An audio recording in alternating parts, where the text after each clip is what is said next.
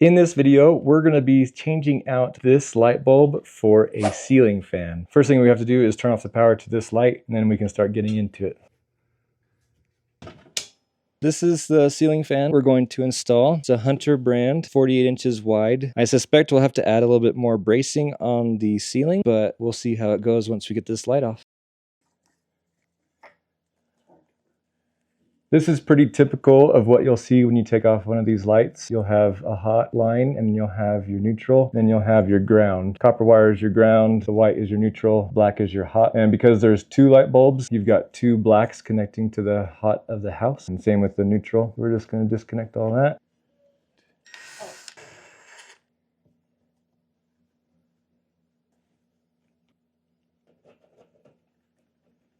I pulled out this old box to see what was up here, and there's an existing bracket, so I don't think I need to use the one I bought. Plus, trying to get this one out would be a bear, but we're gonna put it up and see if it wobbles at all. If it wobbles, then we'll take it out. This is actually pretty good from what I've seen in the past, so we're gonna go ahead and put this back in there. This just attaches in the middle with the screw. The important thing to remember with ceiling fans is you just wanna have some kind of bracket going in between your roof trusses. If you don't, then depending on how heavy the ceiling fan is, we'll make it wobble a lot. When it wobbles, it will start to crack your sheetrock and it'll make noises from the house. This is how it's grounded. So I'm just gonna put this back where I found it.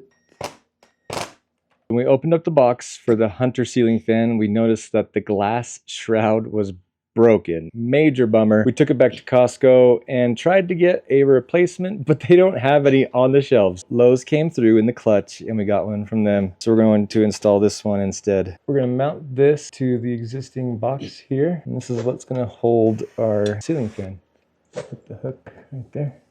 Here's the receiver that talks to the remote control. It goes like this. You're going to wire up the black to the hot, the white to the neutral, and then these three connect to this. I forgot to show a couple steps while I was installing this ceiling fan, so I'm going to show it on a different ceiling fan that's white in my son's room. The steps are the exact same, but the ceiling fan is white. All the wires that come in the ceiling fan come pre-stripped, meaning you don't have to remove the plastic sheath from off of the wire. You'll notice here, the wire that comes from the house is a solid strand, whereas the wires that come from the ceiling fan have lots of little strands. You just need to be aware that these strands are a lot more delicate than the single strand here. Ceiling fans come with wire nuts included. Usually you only have one set of wires coming down from in the house to your ceiling fan. So these wire nuts are sized appropriately for that. To attach the wire nut here, the only thing you want to make sure is that you don't use pliers for this. That's way too strong. You'll have a higher likelihood of breaking the wires. The only time you want to use pliers like this is when you've got two or more of these single strand type wires. I'm just going to put these two together side by side, and using my fingers, I'm going to wrap them around each other, just so it has contact. Then I'm going to take the wire nut that's provided to us in the kit, and I'm going to put it down as far as I can, and then twist it on.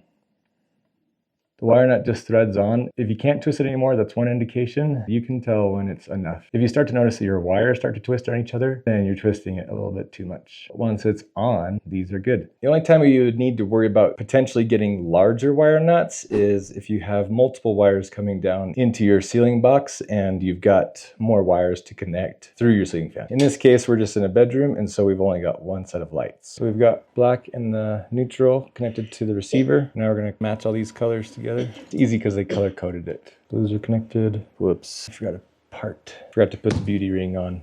We have to take this apart real quick. Let's see, how's it go? Now we've got that beauty ring right here. So now we can rewire everything again. We've got the two grounds connected, the hot and the neutral, and then we've got the blue, which is the power to the fan, the neutral, and then the black. Two of these sides have hooks. We're just going to loosen these screws a little bit, and they just hook in. Then the other two will just screw in. I'm just putting the hot and the neutral back into this cavity here, and then everything else has enough room that it'll just fit right here. Okay.